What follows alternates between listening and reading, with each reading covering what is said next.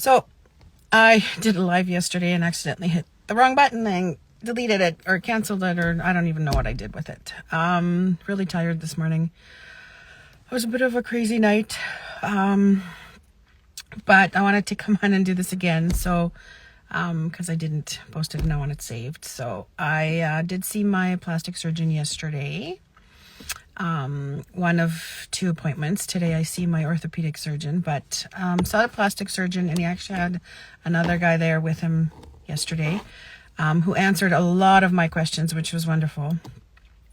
So basically, with me moving, trying to get my leg, my muscles back, and so doing all the stretches and all the exercises, stretching exercises and stuff, what I'm doing is I'm constantly ripping the skin graft area, like the edges. So I'm ripping them, and then they scab and heal. So I rip, scab, and so that's kind of what keeps happening. I'm ripping, it scabs, it heals or tries to heal, and that's kind of what keeps happening. And he says it's normal. That will keep happening until it doesn't. So basically what needs to happen is the skin needs to stretch out, grow, get used to that area, how it is. Because the graft is attached to my muscle, it'll always be moving with it. But it will eventually stretch out. It will eventually grow some more. It will eventually fit and work. And like he said, it'll keep doing that until it doesn't. We don't know when the doesn't is going to be. We don't know how long it's going to be. First of all, my leg has to be able to move, and I still can't bend my knee all the way. So until that happens, that's going to continuously keep happening. I was hoping to go into water for physio, but unfortunately with it ripping like that and all that, can't still do that because we don't want to cause any infections, being that I'm prone to infection in there. So for now, it's just still normal exercises and stuff, stretching exercises with physio and by myself and all the fun stuff. I can continue massaging it with my massager, which is good. The same thing that will also be happening is the swelling inside and the fluid buildup inside. The more I'm doing, it's just going to keep happening until it doesn't. That seems to be kind of the answer for everything. So we don't know how long that's going to happen.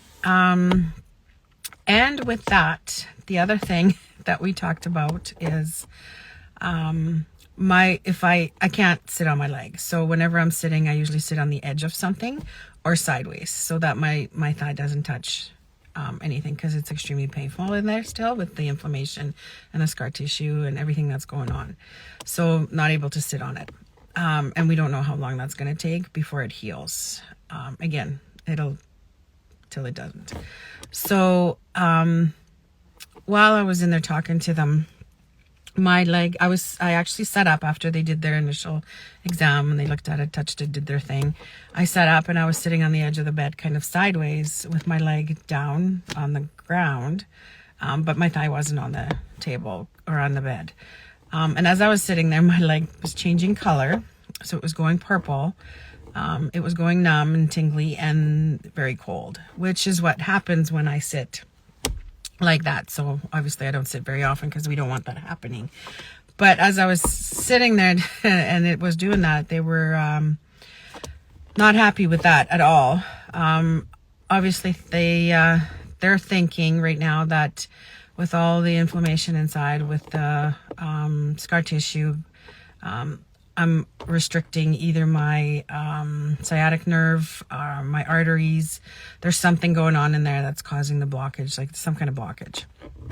I'm going for a vascular testing in February, early February, because my family doctor saw that as well when I was in her office, and so she wants to make sure. And it only happens, the purple and the numbness, well, the purple and the cold and everything else happens when I'm sitting. I have woken up a few times in the morning and my leg has been numb. So that happens at night too, but I think it depends how I'm laying or how I have my leg. So, obviously there's that, and that's a problem because it could be, scar tissue on the arteries. It could be scar tissue. Because of everything that's going on inside, I could be restricting some stuff in there. And that's a problem. So one of the things that my plastic surgeon said is there's an extremely rare procedure that's only been done twice, or he's only heard of it being done twice, or he's only done it twice. I actually think I tuned him out when he said extremely rare procedure that can be done, because I'm done with rare procedures or any of that. Like, I literally tuned him out, but it's something to move the veins, or it's something to move some stuff around again. So what we're going to do is, for the next 2 months with physio, we're going to try working on the sciatic nerve to help to see if that'll make any difference and if it changes anything. If it doesn't change anything in the 2 months, then I'll be going for nerve testing. They want to do that. And then whatever comes out of that, or if they might have to do this surgery. So yeah. And then he says to me, for now, just don't sit. I'm like, what? He's like, for now, just don't sit. Like, don't sit in a chair. I was like, seriously, did you just say that? I was like, what? I'm like, oh my God. I've been if I sit down, if I have to do anything and I do sit, it's not for very long. As soon as it starts turning purple, I move, whatever. So, because that's obviously not good for the leg, and it could cause some serious damage and problems and everything else. So, when I sit on the couch, my leg is up and elevated, which I do most of the time. That's kind of my life right now, is sitting there with my leg up. So, I just have to be really careful with that. But seriously, just don't sit. I was like, oh my God. So that is that. So we will see what happens with that. Obviously, that's a problem. And we have no idea how long all of this is going to be happening for, which is also kind of crazy, right? Yeah. Other than that, just... oh, and I've got this, it's an indent in my skin graft. Besides the fact that it keeps scabbing and ripping, and I have this indent. It looks like it's open. It is closed on the inside, but it's kind of like indented on the side. So that has to be cleaned quite regularly. But that part is ripping as well.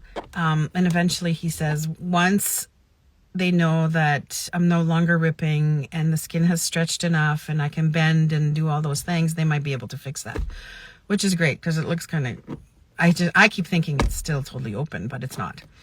But it doesn't look very nice either. So I have this button on the back of my leg that looks quite funny. Anyways, so that's kind of what's happening with that. The pressure in my leg is still pretty bad. It's actually in the back of the knee and it's gone to the front.